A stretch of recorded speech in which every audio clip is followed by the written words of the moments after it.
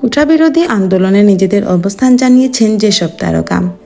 সরকারি চাকরিতে কোটা সংস্কারের এক দফা দাবিতে শিক্ষার্থীদের আন্দোলনে উত্তাল সারা দেশ।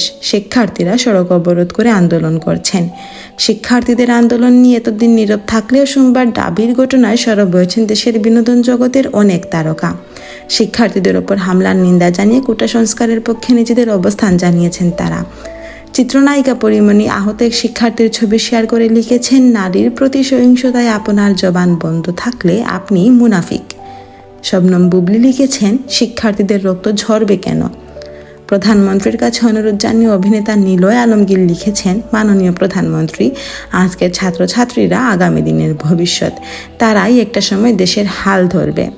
শিক্ষার্থীদের পাশে থাকায় প্রতিশ্রুতি দিয়ে কন্টেন্ট ক্রিয়েটর সালমান মুক্তাদির লেখেন, এমন কোনো ছাত্র আছেন যিনি হামলার শিকার হয়েছেন অথবা হলে ঢুকতে পারছেন না?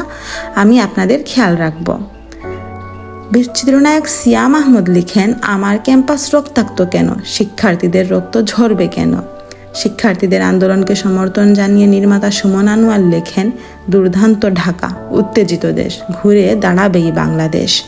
নির্মাতা খিজির হায়াত লিখেছেন, আমাদের আগামীরা আজকে দেশব্যাপী রাজপথে। অন্যান্য চিত্রনায়ক চিত্রনায়িকা ও নির্মাতাদের পাশাপাশি মিষ্টি জান্নাতও লিখেছেন, আমার নানা দাদা মুক্তিযোদ্ধা, আমার কোটা লাগে না, অনেক চাকরি আছে, কেন শুধু সরকারি চাকরি করতে হবে? Thanks for watching. Please subscribe to my channel and follow for more.